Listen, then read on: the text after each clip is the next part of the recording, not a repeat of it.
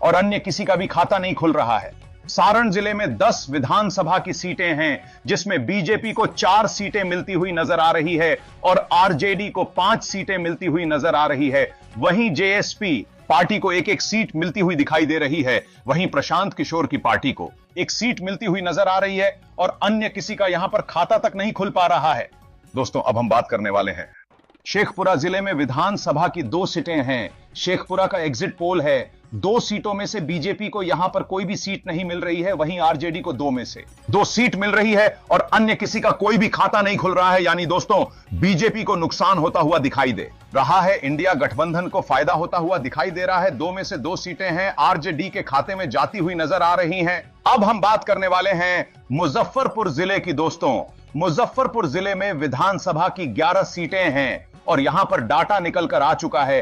BJP को 3 सीटें और इंडिया गठबंधन के खाते में 7 सीटें निकलती हुई दिखाई दे रही है और जेएसपी को यहां पर कोई भी सीट मिलती हुई नजर नहीं आ रही है। वहीं एआईएमआईएम को एक सीट मिलती दिखाई दे रही है। आरजेडी ने अपनी बढ़त बना ली है और 7 सीटों में और बीजेपी को केवल 3 सीटों तक ही सीमित हो चुकी है नीतीश कुमार का। 243 सीटों में से 220 सीटों का रुझान निकल कर आ चुका है। बीजेपी पार्टी के खाते में 89 सीटें मिल चुकी हैं बीजेपी पार्टी को और इंडिया गठबंधन यानी राहुल गांधी और तेजस्वी यादव के खाते में 113 सीटें मिल चुकी हैं। वहीं प्रशांत किशोर के खाते में 10 सीटें निकलकर जा चुकी हैं और एआईएमआईएम के खाते में 8 सीटें निकलकर चुकी हैं। अभी तक की सबसे बड़ी रिपोर्ट निकलकर आ चुकी है। 243 में से 220 सीटों के रुझान निकल चुका है और आपके सामने रिपोर्ट लाइव चल रही है। सभी को लाइव को शेयर कर देना है और दोस्तों, आप किस पार्टी का समर्थन करते हैं ये भी आपको लाइव में बताते रहना है और लाइक एंड सब्सक्राइब भी करते रहना है। अब हम बात करेंगे पूर्णिया जिले की। दोस्तों, पूर्णिया जिले में 7 सीटें हैं और 7 सीटों में से बीजेपी के खाते में 2 सीटें जाती हुई नजर आ रही हैं और उसको आरजेडी के खाते में 4 सीटें जाती हुई नजर आ रही हैं और यहां पर जेएसपी पार्टी का खाता भी नहीं खुल पा रहा है। एआईएमआईएम के खाते में 1 सीट जाती हुई नजर आ रही है। दोस्तों, हम बात करेंगे बक्सर जिले की। बक्सर जिले में 4 सीटें हैं और 4 सीटों का रुझान आ चुका है और उसमें से 2 सीटें बीजेपी के खाते में जाती हुई नजर आ रही हैं, जबकि जो है आरजेडी के खाते में 2 सीटें जाती हुई नजर आ रही है और जेएसटी के खाते में कोई भी सीट नहीं जा रही है और अन्य को भी कोई भी सीट नहीं मिल पा रही है। बक्सर जिले के अंदर 4 सीट में से 2 पर बीजेपी और 2 पर आरजेडी ने अपनी बढ़त बना ली है। मुकाबला एकदम टक्कर का है। लखीसराय जिले में विधानसभा की 2 सीटें हैं और 2 सीटों का रुझान आ चुका है। 2 सीटों में से बीजेपी को कोई भी सीट नहीं मिल रही। दोस्तों, सबसे बड़ी रिपोर्ट निकल कर आ रही है बीजेपी की, यहां पर कोई भी सीट निकलती हुई नहीं आ रही है और आरजेडी को 2 में से दोनों सीटें मिलती हुई दिखाई दे रही है और अन्य किसी पार्टी का यहां में खाता खुलता हुआ नजर नहीं आ रहा है। शिवहर जिले में एक सीट है जो बीजेपी खाते में जाती हुई दिखाई दे रही है और यहां पर आरजेडी को कोई भी सीट नहीं मिल रही है। अन्य पार्टी को भी कोई भी सीट नहीं मिलती हुई नजर आ रही है। दोस्तों, एक सीट है जो बीजेपी के खाते में जाती हुई नजर आ रही है।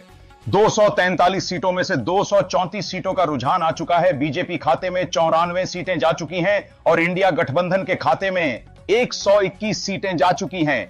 वहीं प्रशांत किशोर के खाते में 10 सीटें आ चुकी हैं और एआईएमआईएम खाते में 9 सीटें जा चुकी हैं। वहीं इंडिया गठबंधन अपनी पकड़ बना चुकी है। दोस्तों, आपको क्या लगता है इस प्रकार मुख्यमंत्री कौन बनेगा? आप कमेंट करते रहे और आप किसको सपोर्ट कर रहे हैं कमेंट में बताते रहिए। आप किसको मुख्यमंत्री बनना चाहते हैं?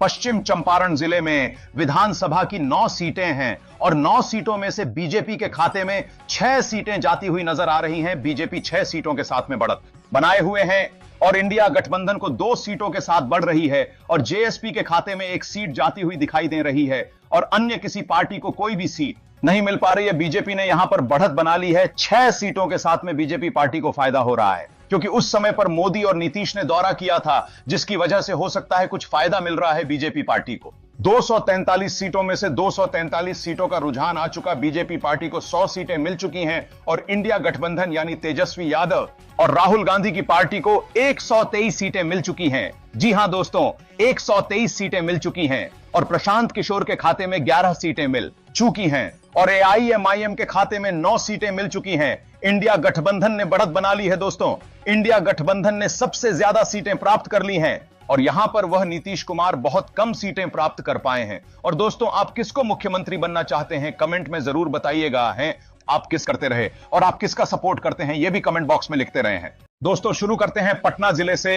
पटना जिले में कुल 14 विधानसभा सीटें हैं। जी हां, 14 विधानसभा की सीटें, जिसमें सबसे ज्यादा सीटें एनडीए गठबंधन, यानी कि 8 सीटें बीजेपी के खाते में जाती दिखाई दे रही हैं। एनडीए गठबंधन के खाते में जाती दिखाई दे रही है। वही इंडिया गठबंधन आरजेडी के खाते में 5 सीटें जाती दिखाई दे रही हैं, जाते हुए वही उसमें कांग्रेस भी शामिल है। इंडिया गठबंधन 5 सीटें, एसपी के खाते में 1 सीट है। और जो अन्य पार्टियों हैं, चाहे हम बात करें एआईएमआईएम की या कोई अन्य निर्दलीय उम्मीदवार है, वह यहां पर 0 सीटें ले जाते हुए दिखाई दे रही हैं पटना बिहार से। एनडीए की मजबूत पकड़ साफ दिख रही है, लेकिन इंडिया गठबंधन भी पीछे नहीं हट रहा और पटना में युवाओं का गुस्सा तेजस्वी की ओर झुक रहा है। अब हम बात की औरंगाबाद में बिहार विधानसभा की 6 सीटें हैं, जिसमें से बीजेपी पार्टी को 2 सीटें मिलती हुई नजर आ रही है। और बात करें इंडिया गठबंधन की, तो आरजेडी को यहां से 3 सीटें मिलती हुई नजर आ रही है। जेएसपी पार्टी का यहां पर खाता नहीं खुल रहा है और एआईएमआईएम पार्टी को यहां पर 1 सीट की बढ़त मिलती हुई नजर आ रही है। औरंगाबाद में इंडिया गठबंधन की हलचल तेज है।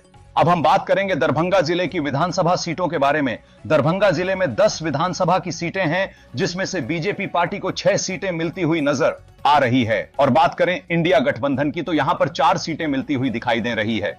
अगर बात करेंगे जेएसपी पार्टी का, तो जेएसपी पार्टी का यहां पर कोई भी सीट मिलती नजर नहीं आ रही है। यहां पर जेएसपी पार्टी का खाता नहीं खुल रहा है। और अगर बात करेंगे एआईएमआईएम पार्टी का, तो उसको भी यहां पर कोई भी सीट नहीं मिलती दिखाई दे रही है। और कोई भी निर्दलीय प्रत्याशी को भी यहां पर सीट नहीं मिलती हुई नजर आ रही है। दरभंगा में बीजेपी का वर्चस्व बरकरार, लेकिन सुपड़ा साफ होने की आहट सुनाई दे रही है। अब दोस्तों बात करेंगे बिहार के गया जिले के बारे में। गया जिले में प्रधानमंत्री मोदी जाकर रैली कर रहे हैं, लेकिन उसका कोई भी फायदा दिखाई नहीं दे रहा है, क्योंकि यहां पर भाजपा के खाते में केवल 3 सीटें और इंडिया गठबंधन के खाते में यहां पर 6 सीटें मिलती हुई नजर आ रही है। और अगर बात करें जेएसपी पार्टी की, तो जेएसपी पार्टी को यहां पर 1 सीट मिलती हुई दिखाई देती नजर आ रही है। और अगर हम बात करेंगे एआईएमआईएम पार्टी या कोई निर्दलीय पार्टी की, तो यहां पर कोई भी जो है सीट नहीं मिल रही है। कोई भी यहां पर सीट उसको नहीं मिल रही है। तो गया जिले का यह रहा रिपोर्ट। देखते हैं अब अगले जिले के बारे में। मोदी जी की रैलियां प्रभावी साबित नहीं हो रही और तेजस्वी का पलड़ा भारी दिखाई दे रहा है। अब हम बात करने वाले हैं कैमूर जिले के बारे में।